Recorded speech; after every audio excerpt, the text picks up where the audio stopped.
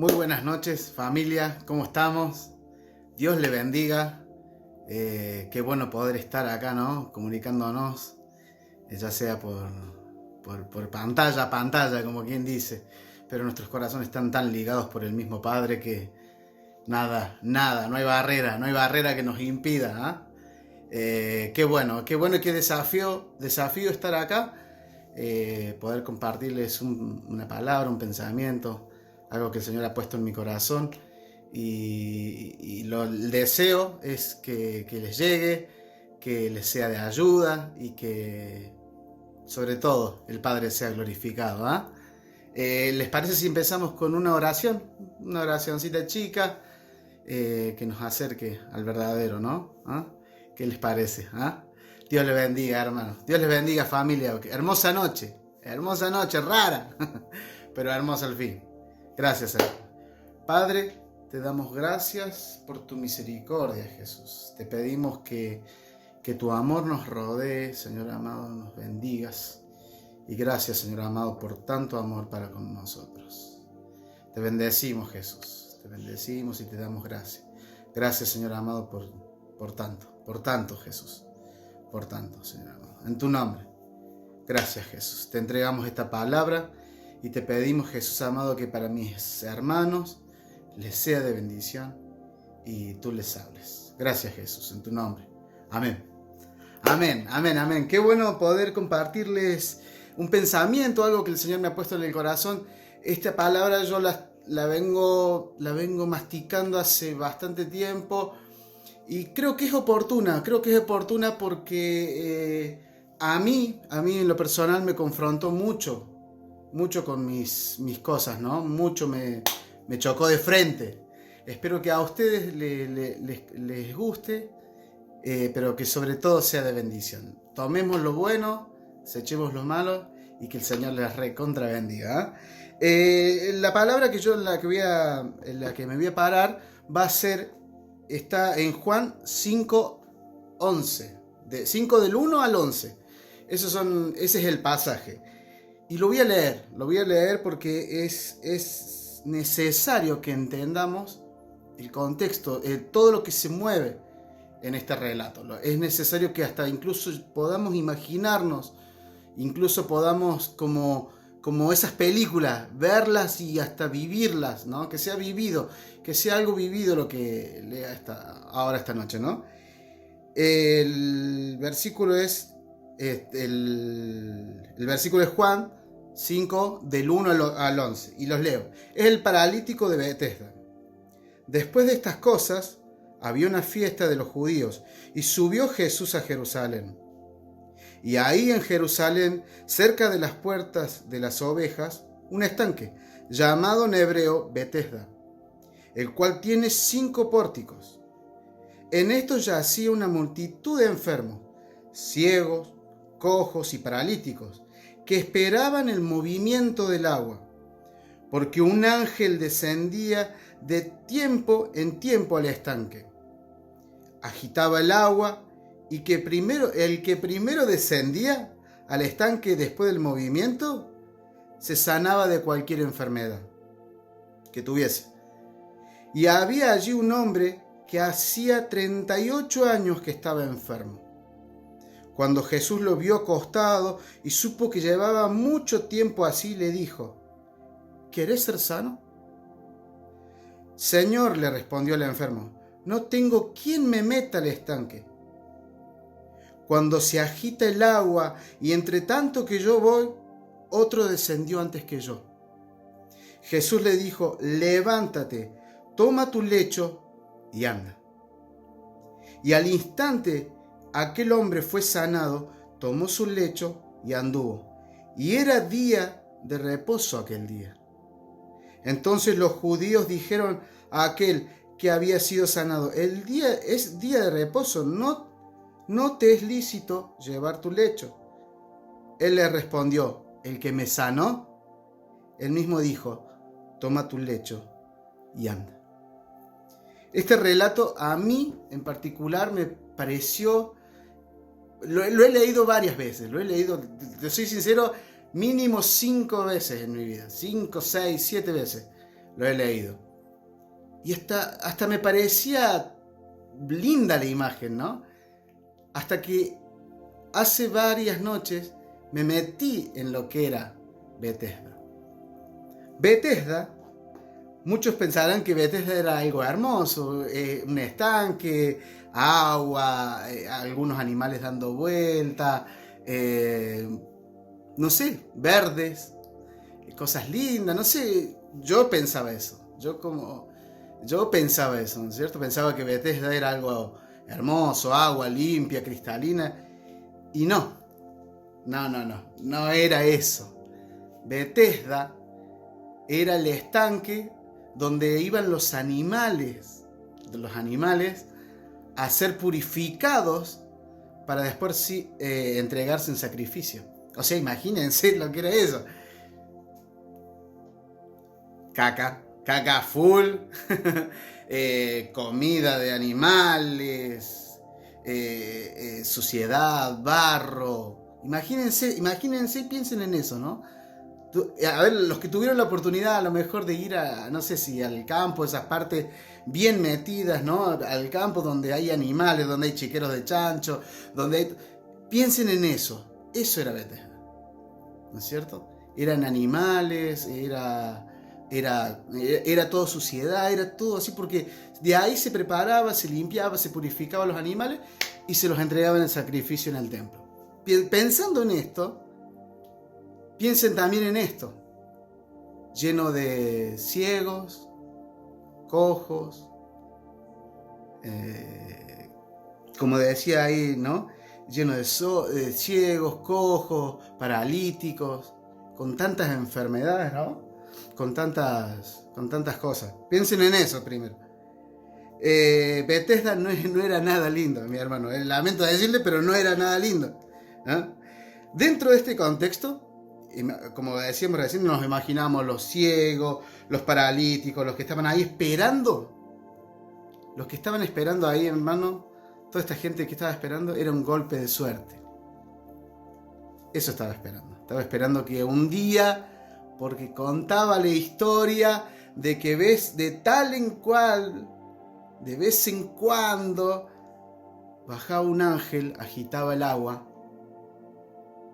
y el primero que llegaba a tocar el agua era sano de cualquier enfermedad, ¿no? Tenemos el contexto, ya lo tenemos dibujado en la cabeza, ¿no es cierto? Ya tenemos ese contexto en nuestra cabeza, ya lo graficamos. Imagínense los animales, la suciedad, todo eso que estaba ahí medio feo, como quien dice. Y entre esos había cojos, había gente mal físicamente, ¿no? Ahora la historia nos lleva a un hombre que durante 38 años, ¿cuántos años hace que estamos nosotros? ¿No? ¿Cuántos años hace que estamos nosotros? Yo hace 20, ¿no? ¿Cuánto estás vos? 2 meses, 3 años, 1 año. Es indiferente eso. No hay tiempo. 38 años espero que le diera un golpe de suerte, que viniera el ángel, agitara el agua, él llegara primero, tocar el agua y ser sano, ¿no?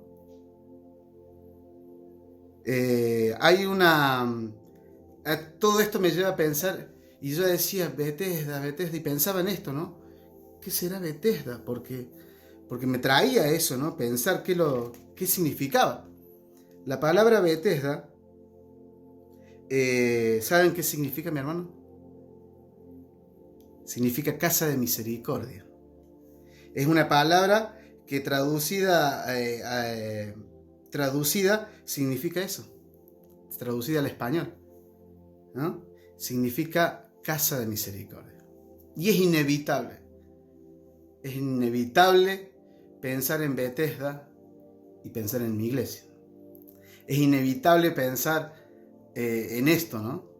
Bethesda es mi iglesia, ¿no? Porque eso deberíamos ser, casa de misericordia, ¿no?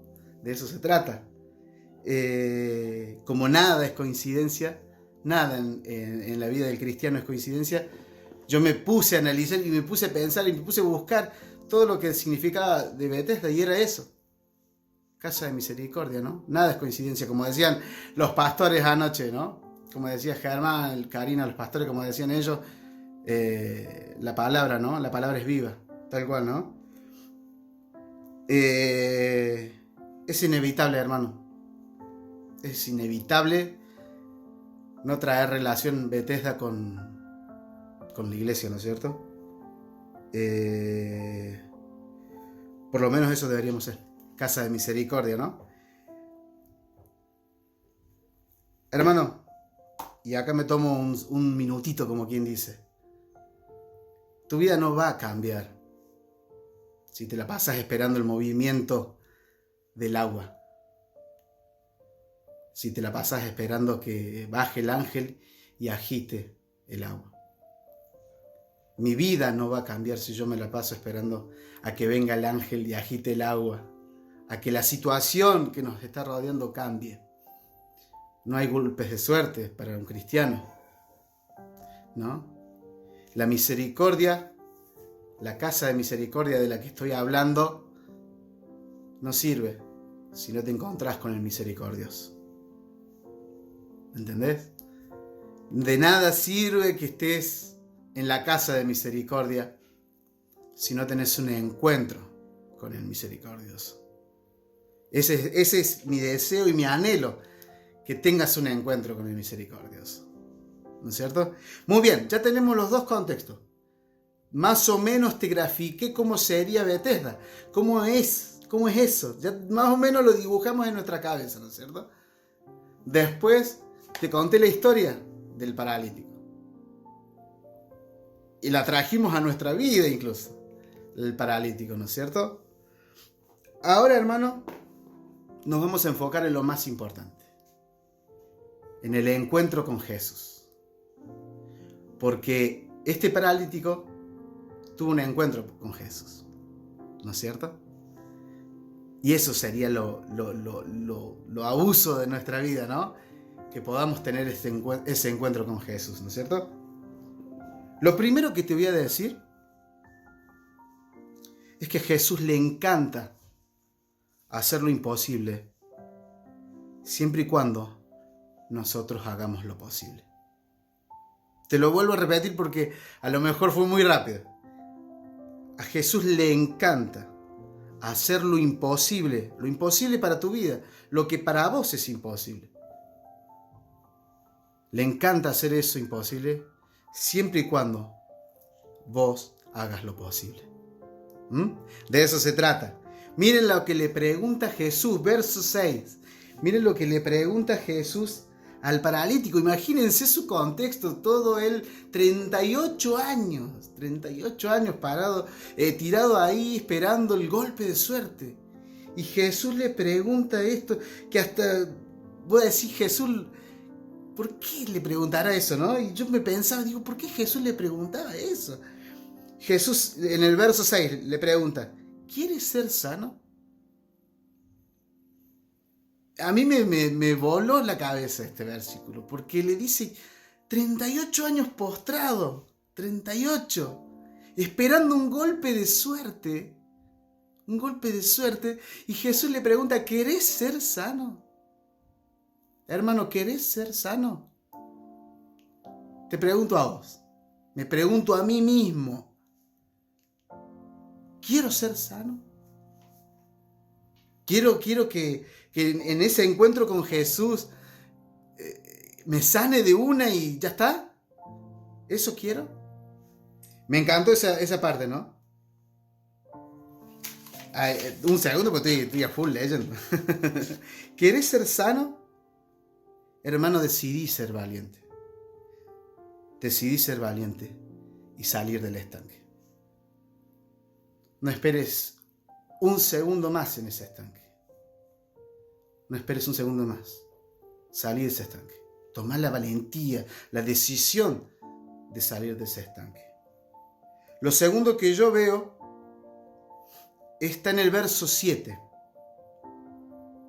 El Señor le respondió al enfermo, No tengo quien me meta al estanque cuando se agita el agua y entre tanto que yo voy, otro desciende antes que yo, ¿no?